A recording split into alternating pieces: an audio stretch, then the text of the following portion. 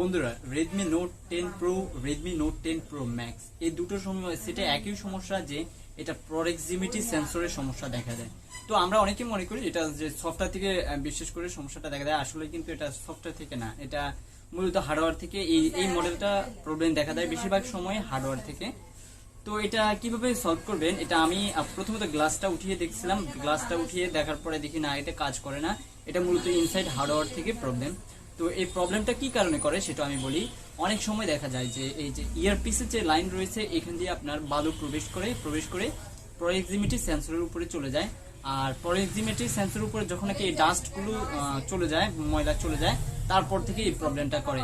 আবার অনেক সময় দেখা যায় যে এই প্রক্সিমিটি সেন্সরের উপরে একটা কাগজ দিল কোম্পানি, ওই কাগজটা থেকেই আপনার প্রবলেমটা করে, যে একটা কালার করে দিছে। তো আপনারা বেসিক্যালি এটাকে খুব সহজে সমাধান করবেন। এটা হচ্ছে আপনি এটার ভিতরে থাকা যেই কালারটা আছে এটাকে পরিষ্কার করে দিবেন, পরিষ্কার করলে এটা সলভ হয়ে যাবে।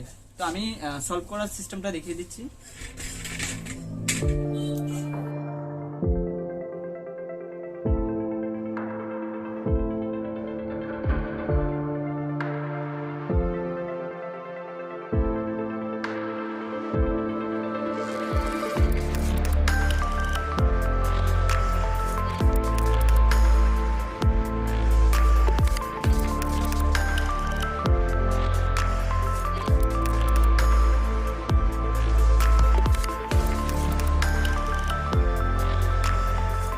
সেটার মূলত এইখানে এই হচ্ছে প্রক্সিমিটি সেন্সর যেই গ্যাপটা রয়েছে এইখানে মূলত প্রবলেমটা করে।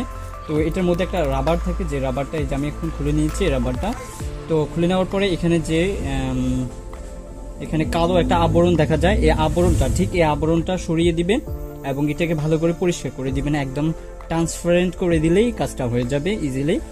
তো তারপরে আপনার ইজিলি যে প্রক্সিমিটি সেন্সর যে আলোটা রয়েছে ওই আলোটা বের হতে পারবে, আর আলো বের হলেই প্রক্সিমিটি সেন্সরের যে প্রবলেমটা এটা ফিক্স হয়ে যাবে।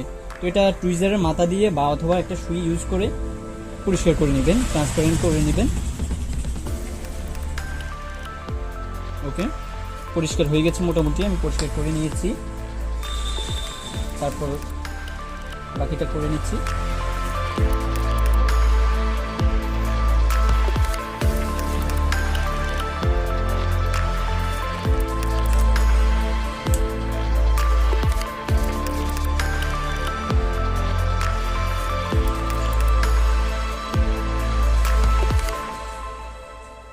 এই যে এখন আমাদের আর প্রক্সিমিটি সেন্সরের কোনো সমস্যা দেখা দেয় না, এই যে ঠিক আছে।